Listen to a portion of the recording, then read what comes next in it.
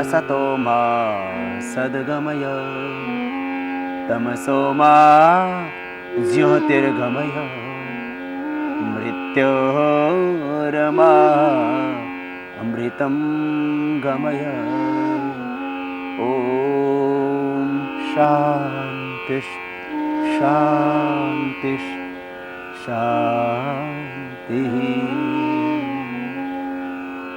भारत की ऋषि संस्कृति में ऋग्वेद से चला आया योग का विज्ञान, जिससे हमारे पूर्वज ऋषि मुनियों ने दिया हमारी समस्त समस्याओं का प्रकृति से हमें समाधान।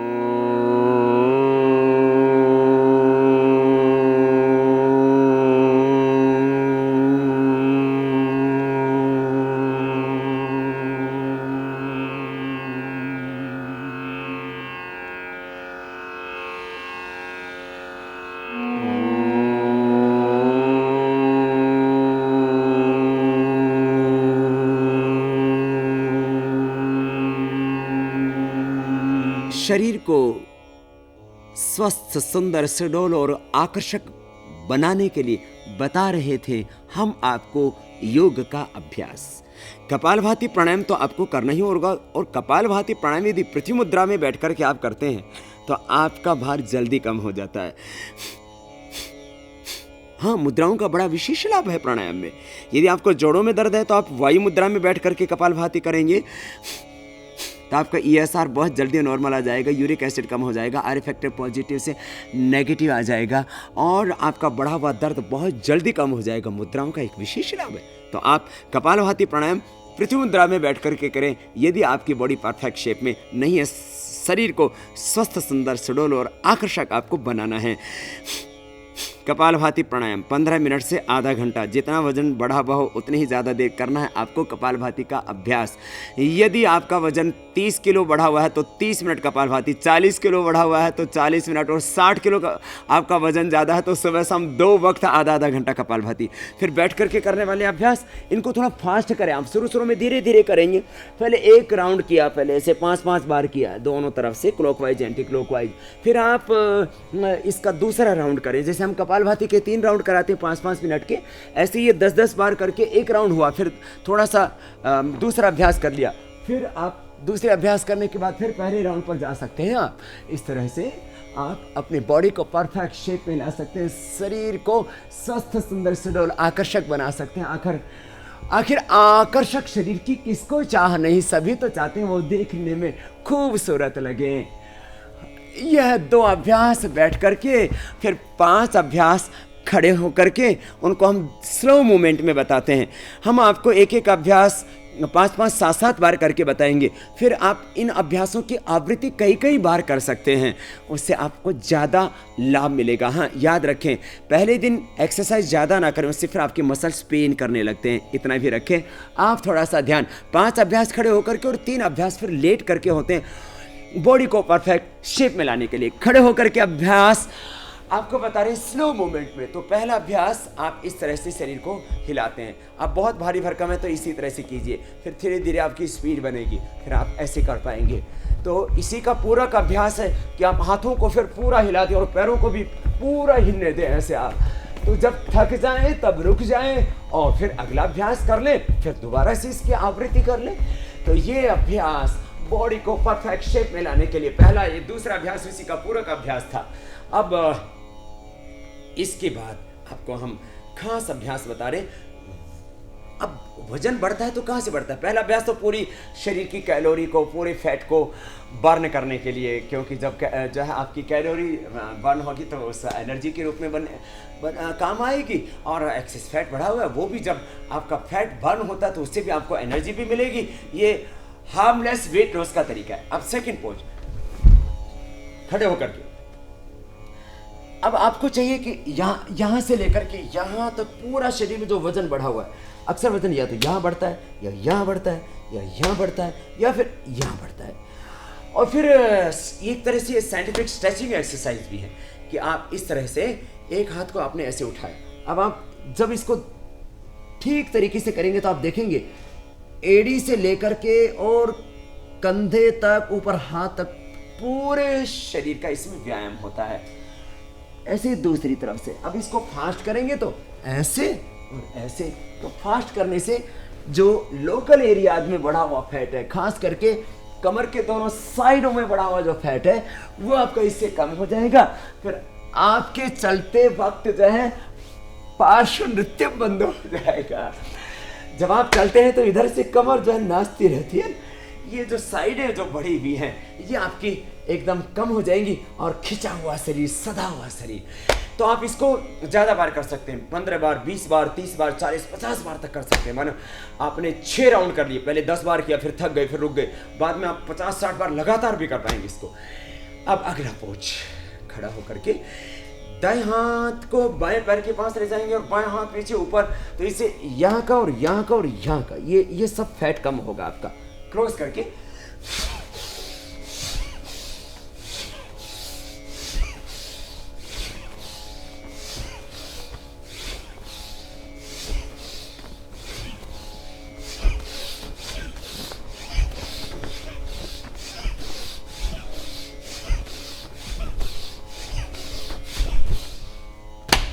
बॉडी वेट को बैलेंस करने के लिए थोड़ा फास्ट करेंगे तो जल्दी फैट मेल्ट हो जाएगा। नेक्स्ट पॉइंट, अब दोनों हाथ आपने सामने से लिए, सांस को अंदर भरा और हाथों को ऊपर उठाया,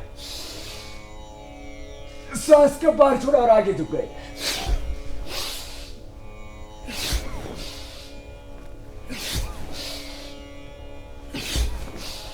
कमर में दर्द है तो कमर में दर्द है तो फिर आपको आगे नहीं झुकना, फिर तो आप पूरा फायदा तो नहीं मिलेगा आपको इससे, लेकिन थोड़ा फायदा तो जरूर मिलेगा। अब आगे पीछे झुकने से क्या लाभ मिलेगा आपको? जब ऐसे आप झुकेंगे पीछे तो आपका इस सामने का फैट कम होगा, ये, और आपके हाथों का फैट भी कम होगा। और जब आप आगे झुकेंगे तब या एडी से लेकर के और इधर पीठ तक और यहां गर्दन तक पूरा जो पीछे का बढ़ा हुआ वेट कम होगा।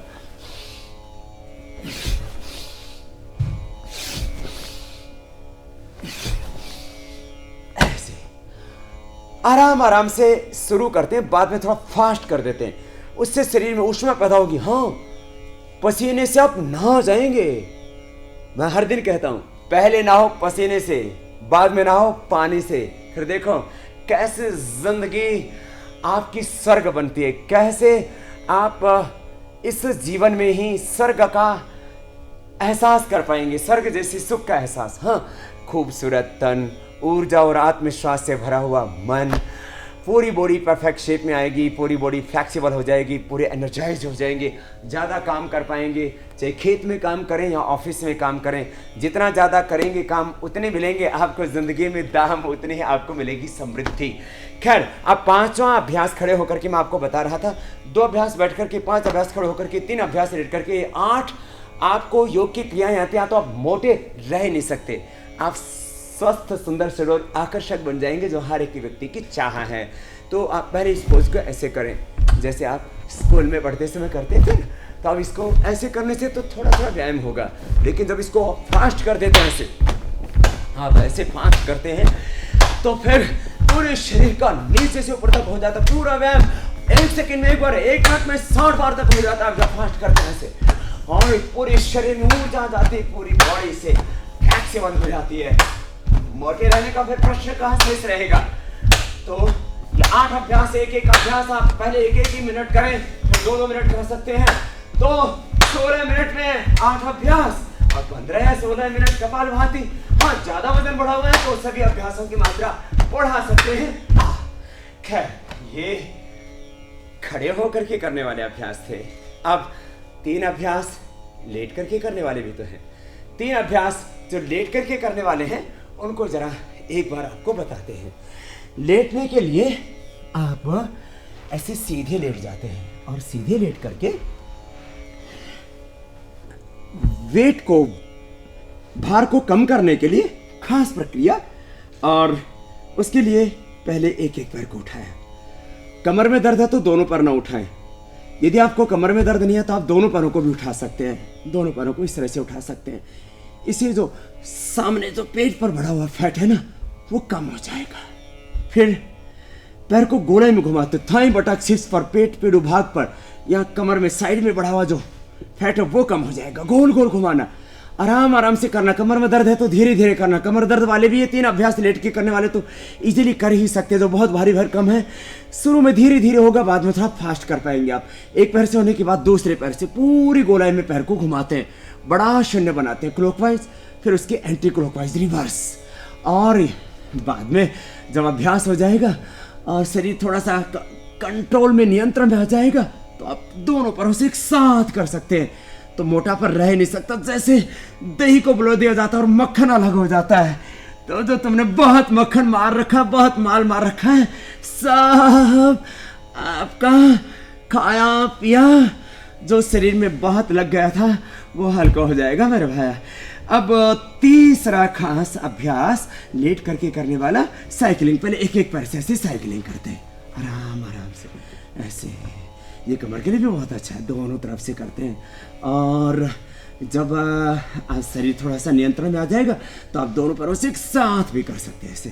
तो फिर मोटा रहने का प्रश्न ही नहीं रहेगा, शरीर स्वस्थ, सुंदर, सुडौल, आकर्षक बनेगा। तो ये खास अभ्यास पेट पेड़ू भाग पर बढ़े हुए चर्बी को कम करने के लिए थोड़ी देर बाद में करना शवासन। और बैठते समय जब भी लेट करके आसन करें और बैठे तो ऐसे बाएं करवट लेते हुए ऐसे बैठते हैं आप। आज के योगाभ्यास में हम आपको बता रहे थे मोटापा को नियंत्रित करने के लिए, बॉडी को परफेक्ट शेप में लाने के लिए, शरीर को स्वस्थ, सुंदर, सुडौल, आकर्षक बनाने के लिए योगाभ्यास। यदि इन योगाभ्यासों को आप अपनाएंगे तो निश्चित रूप से आप भी खूबसूरत हो जाएंगे और आपको मोटा या मोटी कह करके दूसरे लोग चिढ़ा नहीं पाएंगे, आपके भीतर कुंठा नहीं पैदा कर पाएंगे। सर्वे भवन्तु सुखिनः, सर्वे सन्तु निरामयाः, सर्वे भद्राणि पश्यन्तु, मा कश्चित् दुःखभाग् भवेत्। ॐ शान्ति शांति शांति। आयुर्वेद अमृत के इस कार्यक्रम में आज हम चर्चा करेंगे मरुआ के विषय में। यह मरुआ का पौधा पूरे देश के अंदर सर्वत्र पाया जाता है। यह तुलसी के प्रजाति का पौधा है। तुलसी की जैसी इसमें मंजरी आती है और लगभग उसी तरह से इसके फूल होते हैं। पत्तियां थोड़ी सी इससे चौड़ी होती है। तो यह पौधा आयुर्वेद के अंदर, एक तो इसके जो बीज होते हैं सूखने के बाद इसमें से बीज निकलते हैं। उन बीजों को यदि 1 चम्मच बीजों को आप लगभग 1 कप पानी में भिगो दें तो पूरा फूल करके 1 कप हो जाता है। उस बीजों को थोड़ा सा मिश्री मिला करके यदि वैसे भी आप सेवन करें तो उससे जो कमजोरी है, धातुजन्य जो बीमारी है, उसमें इससे पूरा लाभ होता है। और जिन माताओं बहनों को रक्त प्रदर है, रक्त प्रदर के लिए भी यह बहुत ही लाभकारी है, बहुत ही गुणकारी है। और प्रायः एक जो बीमारी है बच्चे के पेट में जो कीड़े हो जाते हैं, उसके लिए पूरे देश के अंदर जो भी औषधियाँ दी जाती हैं वो केमिकल युक्त होने से अत्यंत हानिकारक होती हैं वो दवाइयाँ। परंतु यदि आप मरुए के पत्तों को पीस करके सुबह लगभग 1 ग्राम से 2-3 ग्राम की मात्रा में देते हैं तो कुछ दिन देने से निश्चित रूप से पेट के जो कीड़े हैं वह समाप्त हो जाते हैं। और इस मरुआ का जो पौधा है, इसके पत्तियों की चटनी बना करके भी खाया जा सकता है। बहुत ही स्वादिष्ट, जिस तरह से पुदीने की चटनी होती है इसी तरह से आप मरुए की चटनी भी इसके अंदर मिर्च, टमाटर या जो भी बाकी द्रव्य आप डालना चाहें मरुए के पत्ती के साथ डाल सकते हैं। वह भी आपके पेट के लिए, इंडाइजेशन के लिए और पेट के कीड़ों के लिए अत्यंत लाभकारी और गुणकारी है। और जिनको पेट में दर्द हो, किसी भी तरह से पेट में दर्द हो, तो इनके पत्तियों को पानी में उबाल करके काढ़े की तरह से पीने से भी पेट दर्द में, पेट के अंदर के इन्फेक्शन में तुरंत आराम होता है। और इसको सुखा करके पाउडर करके 2-3 ग्राम की मात्रा में यदि आप लेते हैं गर्म पानी से, तब भी पेट के रोगों के लिए लाभकारी है। सर दर्द में इसके पत्तियों को पीस करके माथे में लेप करने से पूरा मिलता है लाभ। यह मरुआ बहुत सारे रोगों के लिए बहुत ही लाभकारी है। इन सारे पौधों के विषय में, इनके जानकारी के संदर्भ में और अधिक जानकारी के लिए आप योग विज्ञान कार्यक्रम निश्चित रूप से देखते रहिए। आयुर्वेद अमृत के अंतर्गत हम प्रतिदिन आपको इस तरह के औषधीय गुणों से परिपूर्ण पौधों के संदर्भ में देते रहेंगे ढेर सारी जानकारी। ॐ भूर्भुवः स्वः तत्सवितुर्वरेण्यं भर्गो देवस्य धीमहि धियो यो न प्रचोदयात्। ॐ शान्ति शान्ति शान्तिः। अन्न ब्रह्म है, अन्न जीवन है और अन्न से ही प्राणों में ऊर्जा हम पाते हैं। अन्नम वै प्रजापति। यह अन्न ही औषधि है और अन्न यदि गलत तरीके से लिया जाए तो वह हमारे लिए विष भी हो जाता है और रोगों को उत्पन्न करने वाला भी हो जाता है। तो हम आहार पर नियंत्रण अवश्य सीखें। यदि हमारा मोटापा बढ़ा हुआ है तो हम सुबह का नाश्ता ना लें। सुबह के नाश्ते में हम दलिए का प्रयोग करें यदि बहुत भूख लगती है। नहीं तो मैं आपसे कहूँगा यदि आप बहुत मोटे हैं तो आप दलिया भी मत लीजिए। बाकी ब्रेड खाना, टोस्ट लेना या जो है बर्गर खाना, पिज़्ज़ा आदि खाना, ये तो आपको छोड़ना ही पड़ेगा। पराठे खाना, और पंजाब के लोग तो पराठा और ऊपर से मक्खन और फिर आधा किलो दही, तो फिर इनको कोई पतला नहीं कर सकता। इसलिए यदि आपको पतला होना है तो अन्न के ऊपर तो नियंत्रण करना पड़ेगा। अन्न जितना भी कम लेंगे उतना ही आपकी सेहत के लिए अच्छा होगा। ये शरीर अन्नमय कोश कहा जाता है, तो अन्न जितना कम लेंगे उतना ही कोश आपका ज़्यादा स्वस्थ, सुंदर, सडोल, आकर्षक रहेगा। तो यदि आप मोटे हैं तो आप नाश्ते में, आप मेरी माने तो आप लौकी का जूस पीजिए। कुछ लोगों को लगता है बाबा लौकी के जूस से क्या चलेगा, अरे आधा किलो की लौकी खा लिया आपने, आधा किलो लौकी तो और क्या चाहिए। तो आप लौकी का जूस 200-250 ग्राम लीजिए और उसको भी यदि गर्म करके उसमें थोड़ा सा आंवला मिला करके लेंगे तो और ज़्यादा आपको बेनिफिट होगा। उससे आपके चेहरे की झुर्रियाँ भी खत्म होंगी, पिंपल्स भी खत्म होंगे, बाल भी आपके घने रहेंगे, आंखों पर चश्मा भी नहीं आएगा, हीमोग्लोबिन भी बढ़ जाएगा, बीपी भी नॉर्मल आ जाएगा, कोलेस्ट्रॉल भी घट जाएगा, प्रोस्टेट की प्रॉब्लम भी मिट जाएगी, कॉन्स्टिपेशन भी नहीं रहेगा, इंडाइजेशन भी नहीं रहेगा। बहुत फायदे हैं उसके। तो नाश्ते में आप केवल लौकी का जूस लें यदि आप बहुत मोटे हैं तो, क्योंकि भूखे रहने से फिर एसिडिटी बढ़ जाती है, फिर और गैस बनने लगती है। इसलिए यदि आपको वेट कम करना है तो भूखे मत रहिए, लौकी का जूस पीजिए। लौकी के जूस में किसी दिन आप गाजर का जूस मिला सकते हैं, किसी दिन थोड़ा उसमें एप्पल का थोड़ा जूस मिला सकते हैं। तो जब गाजर का ही जूस निकाल रहे हैं तो उसमें जो है लौकी डाल लीजिए, गाजर डाल लीजिए, किसी दिन सेव डाल लीजिए। तो लौकी के साथ गाजर और सेव का प्रयोग आप कर सकते हैं, आंवले का प्रयोग कर सकते हैं। और अब शीत ऋतु में तो आंवला इजीली उपलब्ध हो जाता है। वैसे भी हम लोगों को आंवले का जूस भी उपलब्ध कराएं जिससे कि लोग ज़्यादा हेल्दी जीवन जी पाएं। यदि आपको मोटापा कम करना है तो एक और उपाय है, गेहूं, बाजरा, मूंग और चावल 500 ग्राम लीजिए, थोड़ा सेक लीजिए और इसका दलिया बनाइए। ये दलिया हमने खिलाया और ये पाया कि इससे लोगों की शुगर भी कंट्रोल होती है और लोगों का वेट कंट्रोल होने लगता है। तो दलिया खाना है तो ये वाला दलिया खाइए आम दलिये की बजाय। 500 ग्राम गेहूँ, 500 ग्राम बाजरा, 500 ग्राम मूंग साबुत और 500 ग्राम चावल थोड़ा सा सेक करके इसमें 20 ग्राम अजवाइन और 50 ग्राम सफ़ेद तिल मिला देते हैं। 50 ग्राम ये दलिया लेकर के 700 ग्राम पानी में पकाते हैं और बाद में इस दलिया को खाते हैं। इसमें आप हरी सब्जियां भी डाल सकते हैं। और कुछ लोगों ने तो मैंने देखा इसका 21 दिन तक प्रयोग किया है। 21 दिन का इसका एक पूरा कोर्स होता है, पूरा इसका एक कल्प होता है। तो 21 दिन का ये पूरा कोर्स किया तो देखा कि जो लोग इंसुलिन पर डिपेंडेंट थे उनकी इंसुलिन तक छूट गई। उन्होंने लौकी के साथ साथ खीरा, करेला, टमाटर का जूस भी पिया तो मैंने पाया कि उनकी डायबिटीज़ तो कंट्रोल हो ही गई, इंसुलिन छूट गया। ये बड़ी बात थी, यह भी इससे पॉसिबल हुआ। खाने में हरी सब्जियों का प्रयोग ज़्यादा करें, घी आदि को अवॉइड करें, जितने भी फ्राइड फूड हैं उनको अवॉइड करें, आलू कम खाएं। जो मोटापा कम करना चाहते हैं उनको आलू कम खाना चाहिए, उनको हरी सब्जियां जितनी भी हो सके प्रयोग ज़्यादा करनी चाहिए।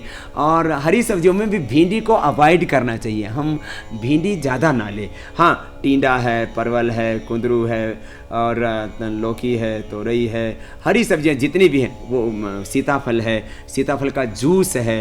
और फ्रूट्स में आप पपीता खाएं, अमरूद खाएं, सेब खाएं, वाटरमेलन खाएं, खरबूजा, तरबूजा, इनसे वेट नहीं बढ़ता है। तो छोटी छोटी बातों का यदि देते हैं ध्यान तो आप मोटे हो ही नहीं सकते। शाम का भोजन कब लें? हो सके तो हरी सब्जियां और फल लें, और दूध जो है लो फैट वाला लें, तो मोटे आप होंगे नहीं।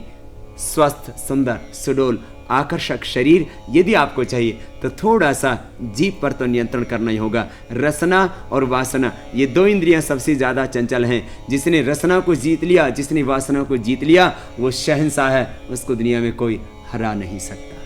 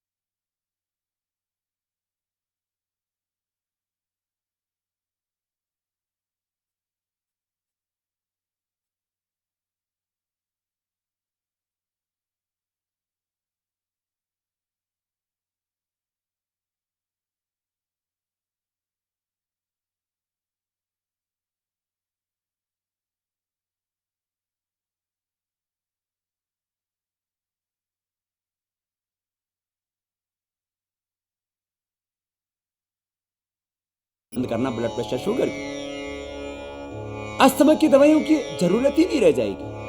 और अनावश्यक ऑपरेशन, अर्थात शरीर में कहीं पर भी गांठ है, आप सोचते हैं बस ये कैंसर हो सकता है। मैंने माना कि कोई भी गांठ, चाहे वो अभी बेनाइन है, वो कभी भी मैलिग्नेंट हो सकती है, परंतु आप प्राणायाम करना कपालभाति, वो आपकी बेनाइन हो या मैलिग्नेंट गांठ हो, धीरे धीरे खत्म हो जाएगी। परंतु याद रखना, हर गांठ कैंसर नहीं होती है, और कपालभाति प्राणायाम के करने से गांठ भी घुल जाती है। तो अनावश्यक ऑपरेशन से आप बच जाएंगे गांठ की कपालभाति करके। अनावश्यक रूप से यूट्रस ओवरी का ऑपरेशन हम करवा लेते हैं और उससे माताओं बहनों को बहुत खतरनाक समस्याओं का सामना करना पड़ता है। आओ योग को अपनाओ। अनावश्यक ऑपरेशन, नाक में थोड़ी सी हड्डी बढ़ी, तुमने ऑपरेशन करा लिया, फिर दोबारा वह हड्डी बढ़ गई। इसी तरह से कमर में थोड़ा सा दर्द हुआ, हमने ऑपरेशन करवा लिया कमर का, और पता लगा कि उसके बाद में तो पैरालिसिस ही हो गया। तो पहले भुजंग आसन कर लो, मकरासन कर लो, तो उससे मुक्त हो जाओगे रोग से। इसलिए पहले प्रकृति को अपनाओ, उससे विकृतियां दूर करने की कोशिश करो। नहीं विकृतियां दूर होती हैं तब ऑपरेशन के लिए जाओ, तब दवा खाओ। और छोटी छोटी बीमारियों के लिए एंटीबायोटिक्स खाते रहते हैं, पेन किलर्स खाते रहते हैं। ये पेन किलर्स खतरनाक हो सकते हैं और ये एंटीबायोटिक्स आपके भीतर जहर भी तो घोलते हैं। आओ अब तो योग को अपनाएं, अब तो प्रकृति की शरण में आएं और अपनी समस्त विकृतियों को दूर कर इस देह को देवालय बनाएं, शिवालय बनाएं, भीतर से भगवान को पाएं, भीतर से समाधान पाएं, योग करके भीतर से जुड़ जाएं, आत्मदेव से जुड़ जाएं, आत्मदेव से जुड़ करके राष्ट्र देव की आराधना के लिए आगे आएं, आत्म धर्म को जगा करके राष्ट्र धर्म को निभाएं, सब मजहब की दीवारें तोड़ करके प्रांतवाद, भाषा और मजहब के इन भेदों को भुला करके राष्ट्रवाद को अपनाएं, राष्ट्रवाद का शंखनाद कर इस भारत को दुनिया का सिरमौर बनाएं।